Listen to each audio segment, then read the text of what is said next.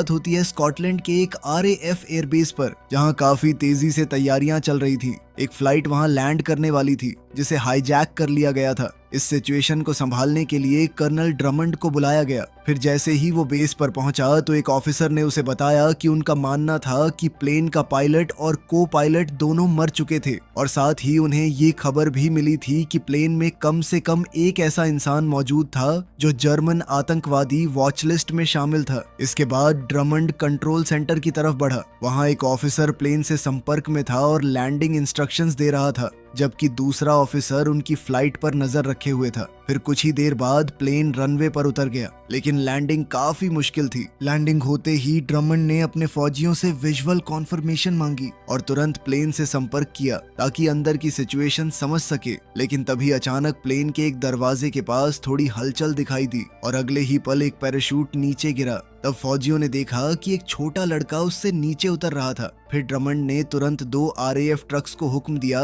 कि वो लड़के को वहां से सुरक्षित ले आए। इसी बीच उन्हें कॉकपिट के अंदर एक और इंसान नजर आया। ड्रमंड ने तुरंत रेडियो पर चेतावनी दी कि अगर उसने कोई गलत कदम उठाया तो फौजी तुरंत फायरिंग शुरू कर देंगे। फिर उसने उस आदमी को पायलट सीट पर बैठने और धीरे धीरे अपने हाथ ऊपर करने को कहा, लेकिन उस आदमी ने बस इतना कहा कि उसे प्लेन से बाहर आने दिया जाए ताकि वो सब कुछ समझा सके। वो बार बार दावा कर रहा था कि वो आतंकवादी नहीं था। फिर कुछ देर बाद ड्रमंड ने अपनी ट्रांसलेटर को उस लड़के से बात करने भेजा। उस लड़के का नाम टॉम था और उस वक्त डॉक्टर्स उसका चेकअप कर रहे थे, लेकिन ट्रांसलेटर को उससे कुछ खास पता नहीं चला क्योंकि टॉम पूरी तरह शॉक में था। फिर हम एक दिन पहले की कहानी देखते हैं। एक होटल कमरे में टॉम की माँ सोफी बाथरूम में फ्लाइट के लिए तैयार हो रही थी। थोड़ी देर बाद उसने न्यूयॉर्क में मौजूद अपने डॉक्टर से फोन पर बात की, जहां वो टॉम के साथ अपनी खुफिया बीमारी का इलाज करवाने जाने वाली थी। उधर टॉम ने उन्हें बताया कि उसने उनका सामान चेक कर लिया था। फिर रात के वक्त दोनों एयरपोर्ट पहुंचे।